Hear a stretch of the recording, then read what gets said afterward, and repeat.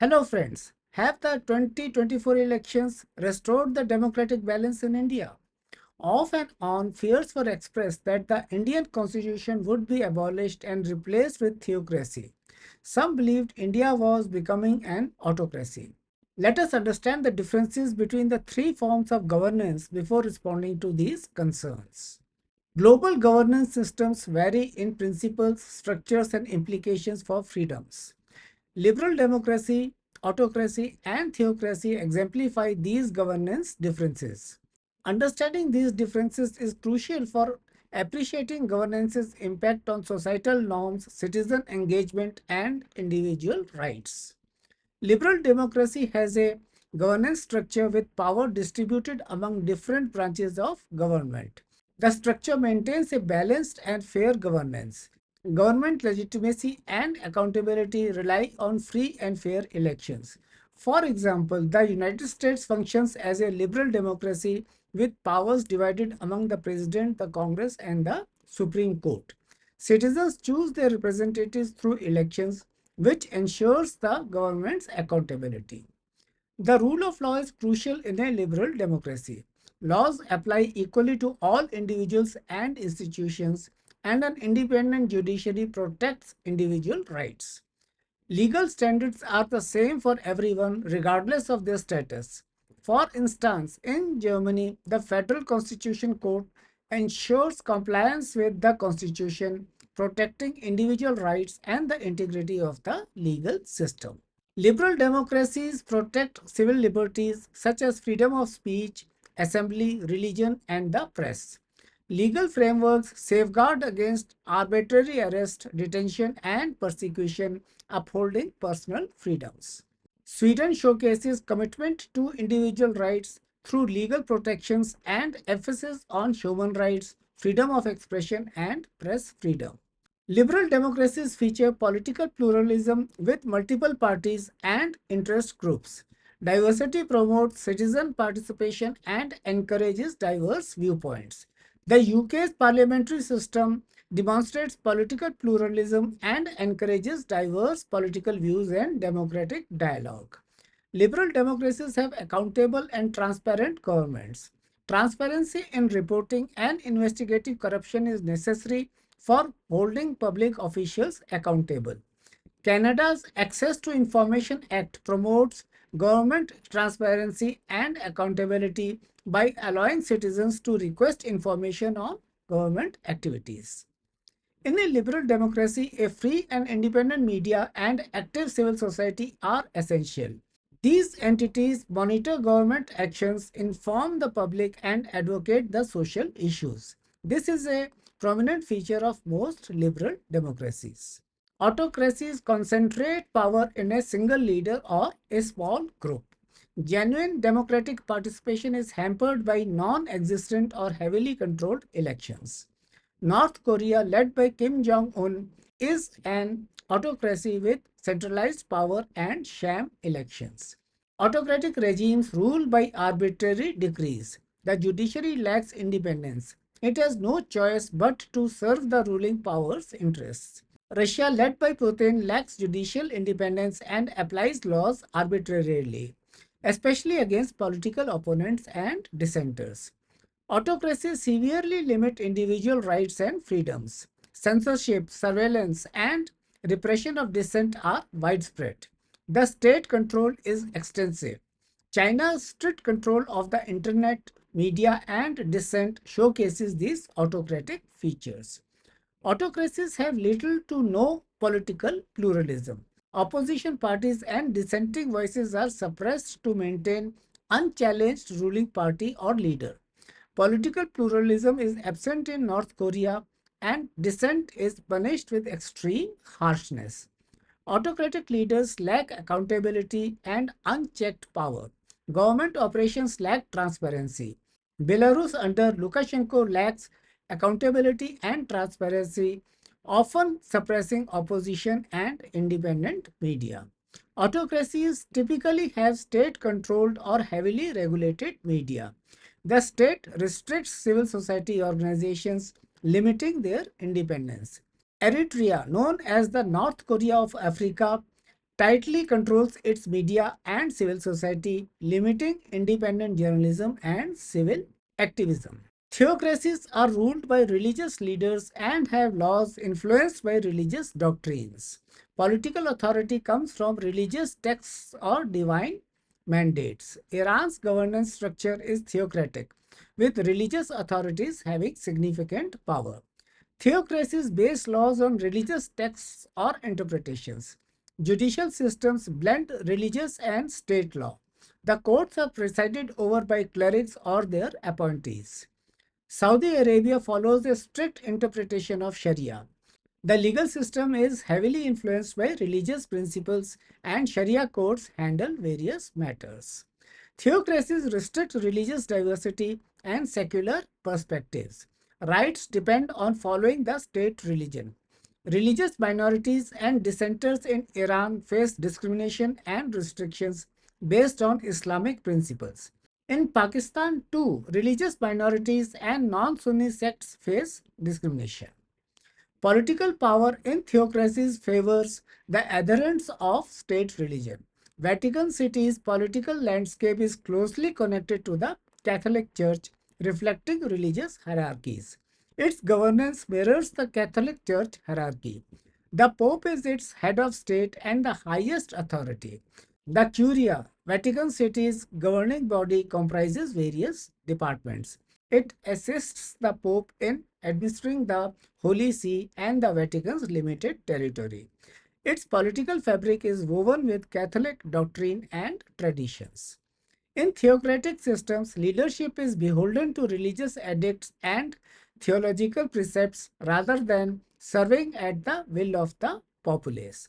Governmental transparency and openness are constrained by religious doctrine and theocratic modes of governance. The Kingdom of Saudi Arabia exemplifies this dynamic where mechanisms for holding leaders accountable primarily exist within the insular realm of religious political elite class. Theocracies regulate media to uphold religious values. Civil society groups must adhere to religious norms or risk facing restrictions.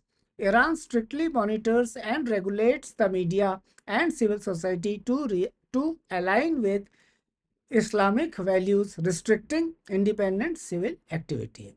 Clearly, liberal democracies value checks and balances, individual freedoms, and political pluralism, while autocracies and theocracies give priority to centralized power and limited freedoms. Recognizing the impact of governance on human rights, political participation, and societal development is crucial. India's democracy has withstood the test of time. At its core lies the regular conduct of free and fair elections, a hallmark of any thriving democracy. The nation's electoral process has consistently witnessed robust voter turnout, reflecting active citizen participation in shaping the country's political landscape. The 2024 general elections, for instance, saw a turnout of around 65%, underscoring the electorate's unwavering engagement with the democratic process. However, the controversy surrounding electoral bonds has highlighted the need for a genuinely transparent political funding system, ensuring that the integrity of the electoral process remains uncompromised. Beyond the electoral arena, India boasts a vibrant civil society with active non-governmental organizations or NGOs and advocacy groups playing a crucial role in holding the government accountable. Organizations like PRS Legislative Research continue to provide detailed analysis of parliamentary activities, fostering informed public discourse and promoting transparency in governance. The Association for Democratic Reforms works on protecting the Indian citizens' rights while actively fighting for reforms in various institutions of governance. Furthermore, the judiciary has demonstrated its commitment to protecting constitutional rights through public interest litigations or PILs.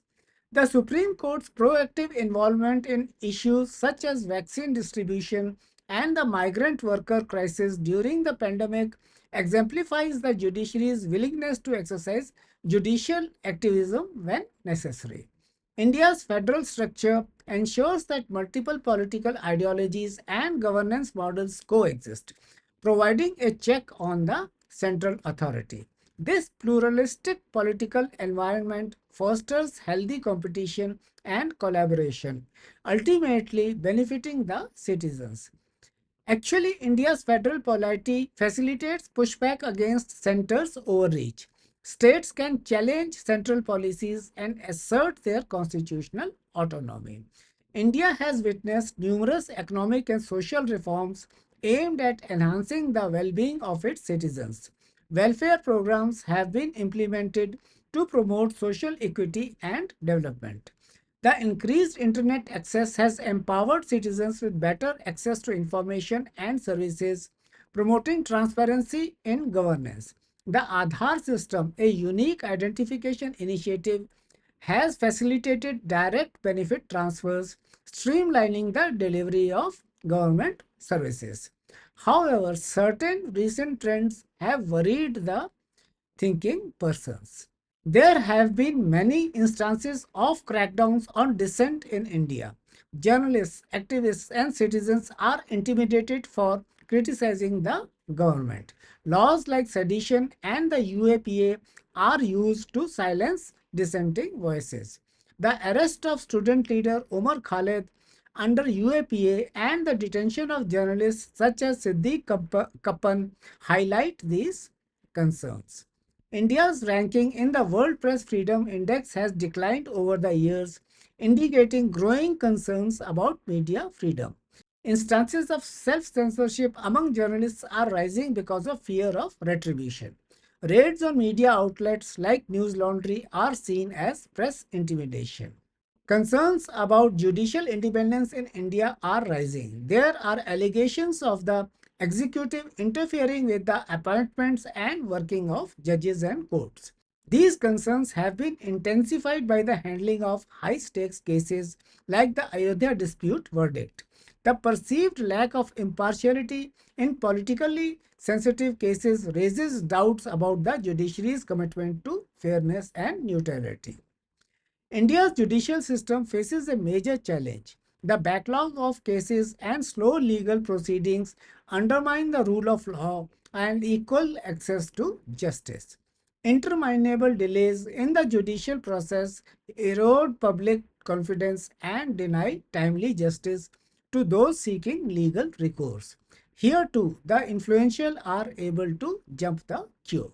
Communal tensions and violence against minorities have increased. Society has become more divided because of policies and rhetoric favoring the majority community. Lynchings and riots in Delhi in 2020 highlight growing intolerance. Although the violence has subsided, the threat remains. Controversy arises from policies undermining India's secular nature. The CAA, granting citizenship based on religion, has sparked protests and criticism for undermining secular principles. Parliamentary procedures have been bypassed and debates have been curtailed. Legislation like the Farm Laws and Article 370 abrogation were passed with limited scrutiny, raising concerns about parliamentary democracy erosion. Concerns have been raised about the Election Commission's impartiality and effectiveness in handling electoral violations and ensuring fair elections. Allegations of electoral malpractices and leniency towards ruling party violations have damaged the Commission's credibility. Laws like the UAPA and those related to sedition have been indiscriminately used to suppress dissent. Activists, journalists, and students have been arrested for dissent. Some stand up comedians were arrested or harassed for targeting the establishment in their shows. This raises concerns about shrinking spaces for free speech, essential for a healthy democracy. Hate crimes against minorities have worsened societal divisions. There have been claims that India's parliament has engaged in hurried and expedited deliberations when passing significant pieces of legislation, like for example the farm laws, which had to be withdrawn later on. Frequent disruptions, protests, and an absence of thorough debates have potentially undermined the democratic functioning and integrity of the parliamentary process. Although there are concerns about India's democracy, its institutional framework and diversity of voices present a strong bulwark against derailment. While the recent elections have reaffirmed the resilience and vibrance of India's democratic structures and processes, preserving India's democracy requires vigilance, independence, and respect.